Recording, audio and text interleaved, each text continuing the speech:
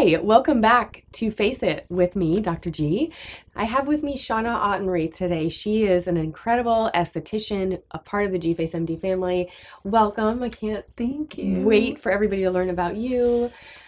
Thank you for having me. Yeah. I'm very excited to be here. Yeah. So since joining your team, which I feel very fortunate to be a part of, I have been wondering what propelled you to leave Dermpath to pursue more of a career in aesthetics. Yeah. So there's a lot there. Loaded question.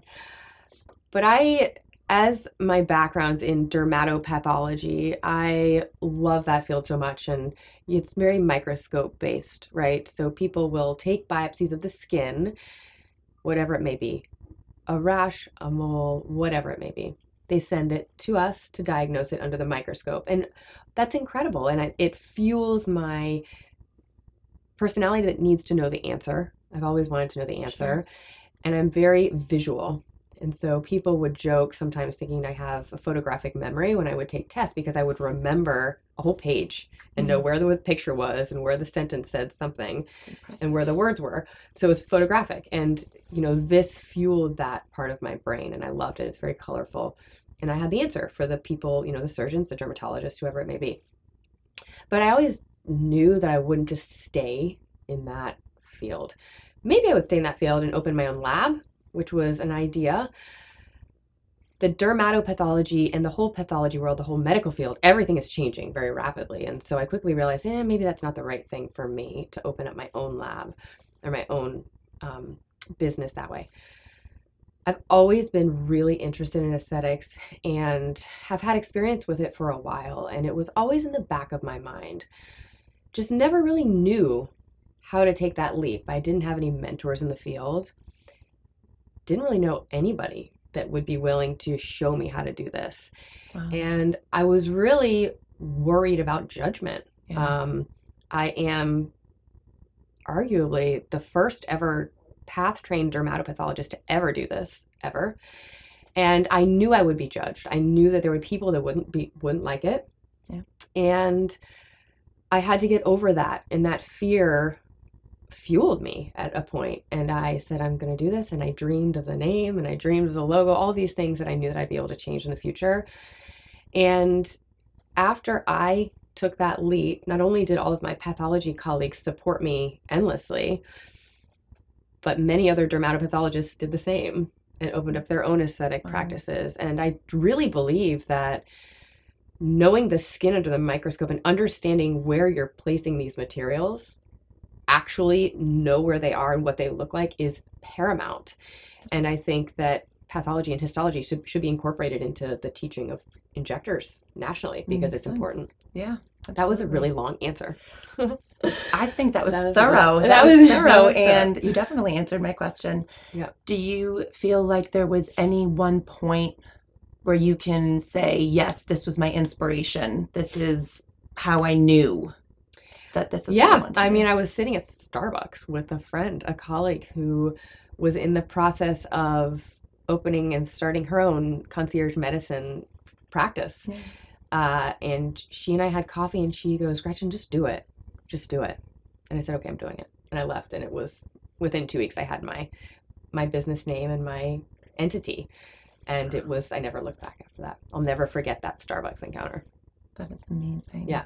And she's now successful and has an amazing practice here. And we like to meet and just kind of reminisce on what happened. And it's really awesome. Yeah. Because you've been so successful, growing so fast. Yeah. And so when you started injecting, you decided, I guess I'll expand and offer some more services, which is how you got me.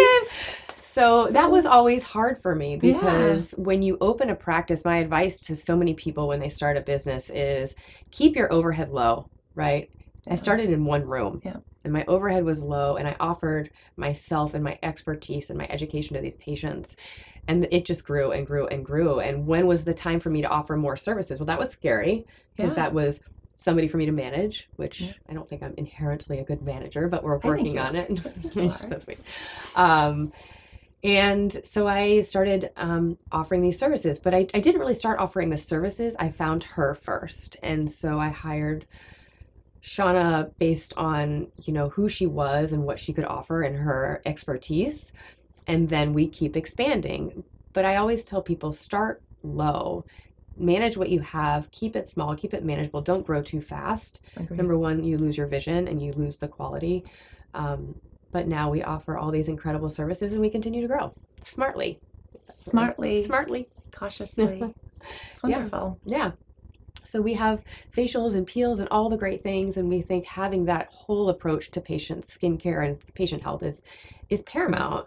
Right. Do you love it? I love it. I love helping people, and I love educating them. I love when they are coming to me and they have an issue that they want to attack and they need my help. And I just love that moment when they're like, I'm seeing a difference. It's wonderful. Yeah. So when you have this. Yeah, it's satisfying. Yeah, and gratifying. And I love, it's almost like instant gratification. I'm sure that you see that when a patient, receives their injectables and they look in the mirror and they're like, I look absolutely incredible. Yeah. And it's a nice feeling. It's a great feeling. And you've been an esthetician for 16 years. Yeah, over 16 amazing. years. I can't get over how much the field has grown and changed, but I like sticking with all of those changes because there's just so much out there. There's so much out there, and I think that's also really important is continuing to educate yourself, right? We never know everything. There's always new stuff, especially in this booming field of aesthetics. Yeah. And so we're so good. We go to conferences and continue to learn, and we just implemented a weekly. Did we do it this week? We didn't. No, not this week. A book club. It's a journal club. And so we have articles, which my goal is, even if it's just 30 minutes, I don't care if we just read the abstract. Yeah. At least we're learning something, and then we can educate our patients more and learn something or relearn something that we've forgotten, because I feel like with my brain, something goes in, something goes out. Gosh, I'm not quite sure how it works. Retention. Wait a second. The layers? Okay. Yeah. Now I remember. Yeah. And then we all feel empowered and we feel like we can teach our patients more. Absolutely. And so we've got to get on that. I've got to get that article for We'll get on week. it. We'll get on it. Yeah. Promise. Yeah. So thank you guys for tuning in. And I'm so glad you got to learn a little bit of about Shauna and learn a little bit more about me. And follow us on Instagram, GFaceMD. Comment below. Let us know your thoughts and questions. Go to our website, www.gfasemd.com. They're all the same, not too original. Yeah. And we can't wait to have you check out our next episode. Thanks for joining.